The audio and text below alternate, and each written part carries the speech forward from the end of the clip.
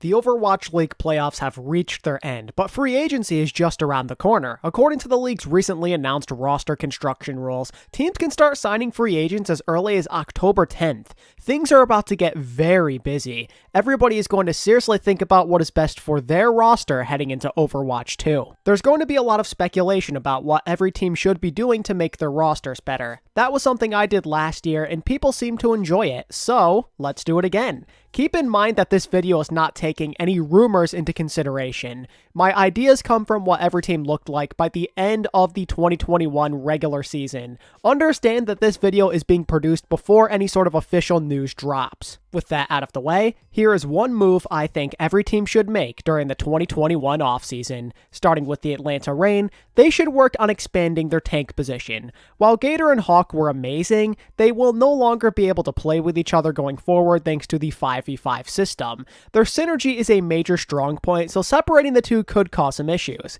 With that said, another more versatile tank option could go a long way, even if you do want to keep Gator and Hawk. The Reign have made a lot of improvements this year, and I would argue this is a very strong core. Their DPS, they're solid. The coaching has definitely improved, and I think the supports are playing a lot better.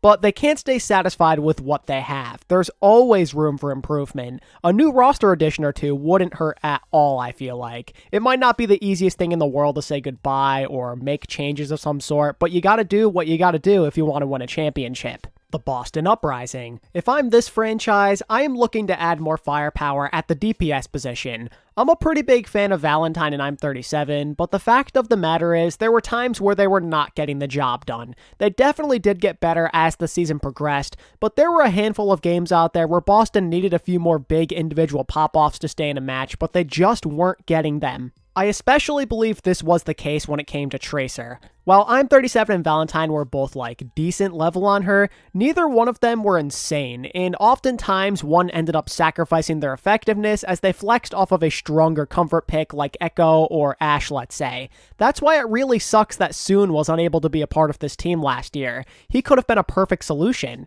That's what Boston has to do during the offseason now. Find their new Soon. Or at the very least, somebody who can provide valuable versatility in the rotation. It doesn't just have to be on Tracer. Any type of consistent explosiveness would be greatly beneficial. Boston had a lot of bright spots last year, but they will never take that next step into their rebuild if they can't assemble enough playmakers. This has to be a priority no matter what. The Chengdu Hunters. Honestly, this team could go in a few different directions. Maybe they should look towards DPS. As Season 4 progressed, it became painfully obvious that Leave and Jinmu were the only reliable options. Now, to be fair, the meta evolved in a way where their specific skill sets worked the best, but let's be real. This was not for the entire season, especially like in that first half. During the early stages of that year, they experimented with guys like Jimmy, Taro Cookie, and Kaneki, but none of them ever became mainstays in the lineup.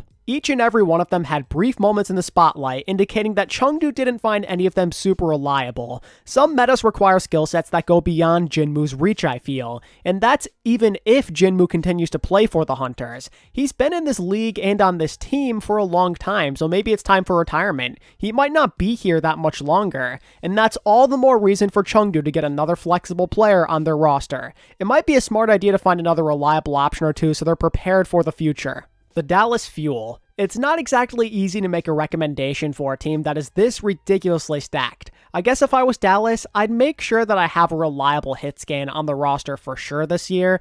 I mean, I know that they showed they can play without one, but it never hurts to have that option on hand. I don't know what's going to happen with Pine. His future might be up in the air. I don't know what could happen with Xe, so just make sure you have one.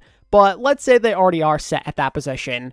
Well, in that case, I would consider getting another main support. I love Jexe as a person. He is wonderful and a fantastic leader, but he might not be the best long-term option. He lacks that same explosiveness as the rest of the crew. While he was a pretty good Lucio overall, his Brigitte and Mercy were below average statistically. He was in the bottom half of the league for healing per 10 minutes on both of them, and his death rate was trending towards the top, and he was on one of the best teams in the league. Either replace him or sign a better Mercy and or Brigitte player for the rotation. If Dallas can make further improvements here, they will be absurdly difficult to take down. Onto the Florida Mayhem. These guys should have a pretty clear priority. Figure out that main tank situation and do it now. Whether OG remains on the team or not is irrelevant. Either way, the Mayhem have to sign a new main tank. The inconsistencies at this position arguably costed them a playoff spot. I don't want to sound like a jerk because I really do love OG as a person, but man is it tough to have him be your only real option. He was not in the right place during the Summer Showdown, and that costed the Mayhem dearly. By signing a rookie or veteran free agent, the Mayhem increased their odds of not running into this problem again during Season 5. Florida has a nice team overall. Their roster has tons of potential and the coaching is top-notch. But until they work out that consistency factor with Tank, they will continue to have some issues. Oh, and quick disclaimer, I've heard the rumors that this team is going to go fully Western, and if that's true, you can disregard this. But if we're assuming Florida are sticking with what they've got, this is my current vision. Nothing is confirmed yet, so I'm not going to assume anything at all. Anyway, here's my thoughts on the Guangzhou Charge. Please, for the love of God, sign a true, dedicated hit scan. It almost hurt watching them be without one last year. Mike Lee, he was a bit too raw for their liking, so Eileen was kind of forced into a role he is not as effective on. It felt like the Charge often had to run comps that weren't the most ideal. To give them credit, I think the DPS oftentimes carried. Choice A1 in particular played insanely well despite his team often performing poorly. The lack of versatility costed the Charge potential success. The talk of the town DPS player out of contenders right now is O2 Blast DPS proper. Could you imagine if the Charge managed to get their hands on him? That's an O2 Blast Element Mystic DPS duo with Eileen in the rotation as well, potentially. Choice A1 in his second year plus this highly regarded prospect could make for a sick duo. If the Charge managed to make some other small additions on top of this, they could be well on their way to a bounce back year. The Hangzhou Spark. I'm kind of at a crossroads with the Spark right now. Part of me says they should absolutely prioritize flex support. MCD was such a big playmaker for them, and they need to find a good replacement. However, I kind of feel like it's more important right now to stabilize the coaching situation. No more swapping to a different coach every other stage. It's time to get a trustworthy guy with a crew who you can hold on to for more than a month at a time. Give the Spark a true leader who understands the game at a top level. I'm tired of watching the Spark play below their ceiling. A team with so many great players should be better. No more of this nonsense. It's time to get back on track, and it all starts with a proper coaching staff who can lead this team and be there for them when things get tough. The Spark need stability before they can think about any sort of roster decision. This is far too important to ignore. The Houston Outlaws. Okay, so these guys finally got their tank situation under wraps. Now it's time to build upon their overall consistency and versatility. I'm looking at the Outlaws moving Jake to a full-time coaching role and replacing him with a new main support. Whether it be like a rookie prospect or some sort of veteran, I believe a stronger Brigitte and Mercy player would be greatly beneficial. Have Jake lead from the sideline so you can get somebody with a bit more experience at this position. Houston had a respectable year in Season 4. 11 wins is nothing to scoff at, but the fact remains that they never did anything when it truly mattered. Part of the reason has to do with that lack of flexibility. It's time to find more players who allow you to run more than one composition for the entirety of a game, and that starts with something like a new main support or DPS, let's say. Houston are finally out of the basement dweller status. Now it's time to take another step forward though, you can't settle, you gotta do better. Onto the London Spitfire. This one is kind of tough as well. Generally speaking, they need more playmakers. It's not really limited to one or two positions either. Every single place could definitely use some additional help. They have to decide on the right style, then choose new players accordingly. The Spitfire often fell out of sync last year. If management intends to stick with the core they have, the players and coaches have to work hard. As they do, it should hopefully become clear what their style is. I'm hoping they look beyond their academy team as well this time. Look at all of the European contenders rosters. Maybe get a new flex DPS or a flex support. These two areas could use a little more explosiveness. Some more consistent playmaking and hard carry performances could at the very least help this team win more than a single game. As a bottom 3 team from last year, there's pretty much nowhere to go but up. So, go out there and try and make some moves. Next on the list is the LA Gladiators. I love the way this team looks. They have it figured out. They've got multiple superstars, promising young players, and veteran leadership. It's a well-balanced squad with no terrible weaknesses. I guess if I'm the Glads, I'm looking for potential blockbuster upgrades at tank. Muse and Space are fine, but they are probably the weakest part of this team on paper. Imagine if like Smurf became available or something. In that case, you might want to move Muse to the bench or trade him if Smurf were to show interest in this team. The Glads need to be on the lookout, but only make a move if anything crazy goes down. Aside from that, I want the Glads to prioritize maintaining most, if not all, of their core. This team is great as is and does not require any major changes. The LA Valiant. I mean, do I really even have to say it? They need more than a few changes. It's time to start from scratch. That was supposedly the plan at the beginning of this year, so let's see them put that into action now. If they were to keep a Chinese team, I would maybe consider holding on to like Molanron if you want to keep at least one guy from the team, but that's about it. What this team should really try and do over everything else though, is get the public to hate them less. Make offseason moves that at least put less negative attention on your franchise. It's basically been a downhill ride since the early winter. Time for the Valiant to make some offseason moves that result in good PR. I don't really care what region the team ends up playing from. Just please, for the sake of all remaining Valiant fans out there, do stuff that makes you seem like less of a joke. The NYXL. As a young team still trying to figure some things out, it's hard to go wrong with any sort of extra firepower you can get your hands on. Rumor has it that Jonek could be pursuing a new team in free agency, which means that the NYXL will likely be looking into a new support option. Assuming Jonek were to stick around though, then I would probably try and bolster their DPS line. Flora was consistently great. I think he is a great player to build your team around, but the other DPS spot felt like a game of musical chairs essentially. When Tracer plus a hit scan of some sort was the play, Guangboon he made for a great partner. But what about the other times? Is Feather the long-term answer? I'm not too sure. Maybe the NYXL could do a little bit better here. Perhaps they could pick up or trade for some sort of other amazing flex DPS with a bit more experience. I'm sure a lot of teams are interested in making massive changes as we head into a new game, so might as well shoot your shot. Feather has potential, but I don't think it's worth settling for someone in development when you're looking to improve now. NYXL fans, they're used to competing in the playoffs at this point. A bounce-back year is a must for this franchise. Even if they aren't contenders per se, showing improvement would go a long way. That is why some additions at DPS or support are a must. The Paris Eternal. They're kind of like Boston. To me, they need to look into adding a few more playmakers. This team had great synergy last year and some fairly consistent performers, but there were times where the star power wasn't great enough to trump some of these other more flashy rosters of the league. But honestly, it kind of goes beyond that. Paris lost a few close games to beatable teams like Toronto, for example. Some more reliable playmaking and flexibility could be the factor which helps them win these kinds of games in the future. No hate to Suna, but getting a third damage dealer with more potential could be greatly beneficial. Suna was mostly there for Tracer duties, and when they subbed him in from time to time, that would end up backfiring at certain moments when Tracer suddenly became less viable of a pick. If they were to replace him with somebody who is a bit more flexible, the Paris DPS line could have more of a complete feeling to it. The support line is consistent and the tanks provide good leadership, but DPS, I think this still has a chance to increase its ceiling. And that's saying something, by the way, because I thought that Naga and Onigod were fantastic. The Eternals still have so much room to grow overall, and it would really suck to see them kind of plateau and not make any changes when they clearly have what it takes to keep improving. Time to get another playmaker. Next on board is the Philly Fusion. If I'm being honest, they're a tough one. Every place aside from support could use some sort of restructuring, I feel. Given all of the failures throughout the years, I have no idea if like Mono, Hoppa, Carpe, and EQO are still the answer.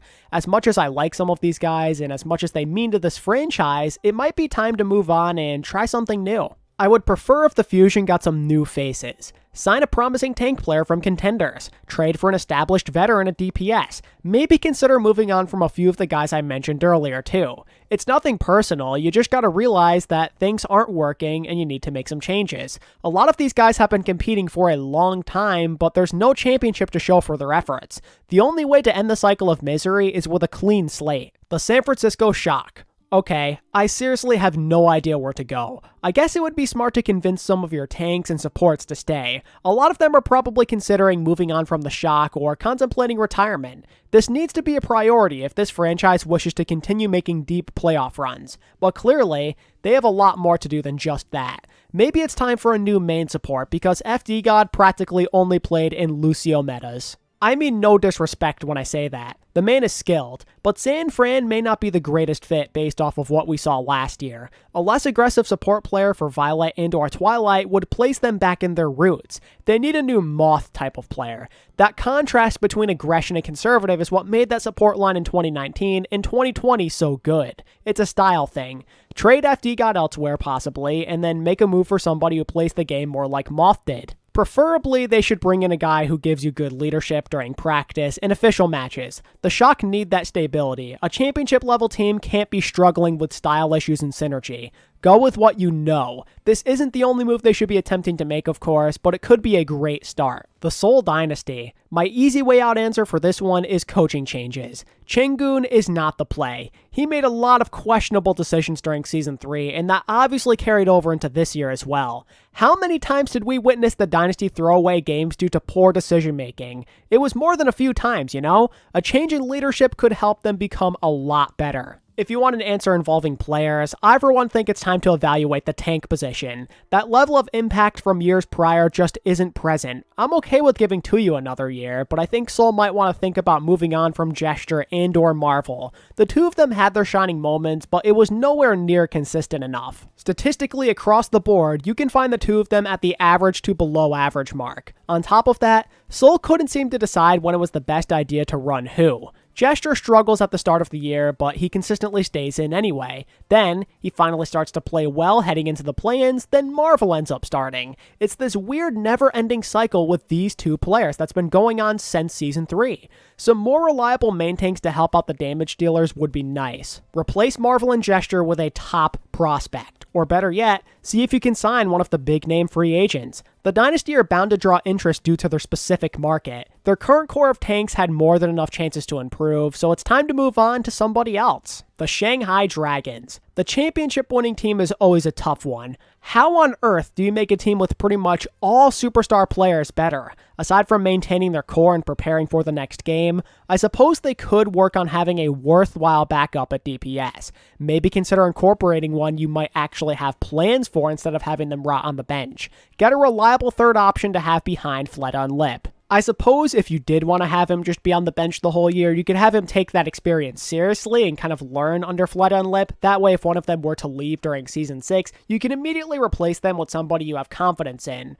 Or, if Fleta or Lip were to go cold in a series, you can sub in this guy immediately. Or if there's something he specializes in that he's better at than one of those two, again, you're prepared for whatever comes next, basically. I guess they could maybe get some sort of tank specialist as well if necessary, but that's about all I can really think of. Can you really blame me either? If we assume the Dragons are virtually the same team, they're going to be a contender, and that's all there really is to it. The Toronto Defiant. I think it's time for some small upgrades. There's no need to go over the top, because they do possess a respectable core. Sato, he's a great main tank. Lastro's a fantastic flex support. Hisu's a great hit scan. But some of their other positions, well, I think they could maybe do a bit better. The Defiant were respectable last year, but by no means a threat. And that's not going to change unless they go through with some major additions. If a valuable free agent prevents himself, do what you can to make him sign with you instead of somebody else. Maybe you get another DPS if like Aspire doesn't come back to you. The damage roll built up some insane momentum at the end of last year, and I think it's great to kind of keep that ball rolling with another high-end DPS. That way, if Neist or Hisu were to take a step back, or are not always on their game, you have another option on hand. Plus, it never hurts to have some extra flexibility on hand. Ansun J, maybe he gets upgraded as well. Statistically, I thought he was pretty good last year, but a more intriguing option could come from like Korean contenders, let's say. Some of those O2 Blast players are very talented. Imagine if they fused that O2 Blast core with the one they already had. That could be lethal. It hurts to say this because I like all of their current players, but Toronto will never level up without some additional upgrades. Good players are fine if you're looking to settle for middle of the pack. If you want to head towards great territory, it's time to improve upon a successful year. The Vancouver Titans. This team could use a lot of help. One of the things they have to prioritize, at least in my opinion, is the support line. Fire and Rolf just aren't the play. It's by no means all their fault, but the individual plays were practically never there, as they just weren't very good statistically. A support line with a higher ceiling is definitely in order. Some players with higher mechanics could be a great step forward for the Vancouver franchise. A lot has to be done outside of DPS in my opinion, and even that could use some help still. The good news, though, is there's a lot of talent out there from all across the world. If the Titans want to stick with the contenders route, there's a handful of guys from like the top NA and EU teams who could be of use. And if they want to add another Korean player to the roster, that opens up that region as well. This team has nowhere to go but up in theory. Any moves at all are going to be good ones as far as I'm concerned. And last, but certainly not least, is the Washington Justice. It's time to upgrade that support line. The Justice have to address that indecisiveness from last year, and part of changing that has to do with changing who's in your comms. Get somebody who is more vocal than Closer and or Bebe. And with them being the weakest aspect of your team last year in general, you kind of get to upgrade two things at once. The Justice have a lot of potential to be a serious threat, I don't need to tell you that. But they're not going anywhere anytime soon unless they get rid of some of these individual problems and make some changes within their team. We gave Bebe and Closer a chance, but they were a letdown. They were getting bashed pretty much the entire year, both by the opposition and the fans. Statistically, they were below average on a lot of characters. They each had like that one reliable hero, but that was basically it. Bebe didn't do nearly enough damage or healing compared to the average flex support, and Closer was too passive. I truly do believe a support overhaul could solve a lot of the problems we saw from last year, and if the coaches were to take a different approach and guys like Assassin show improvement on top of it all, the Justice could be a nasty squad. Time to get to work, boys. Make your fans proud. Anyway, that's about all I have to say. That is one move I would make for every team during the offseason. Just remember, these are by no means the only things any of these teams should be looking to do. These are just some things that immediately come to mind. I encourage you to add your own suggestions and wishes in the comments below so we may continue this discussion. And if you enjoyed today's video and you want more off-season content, be sure to give this video a like and subscribe if you're new. And until next time, this is ATP, signing out. Peace.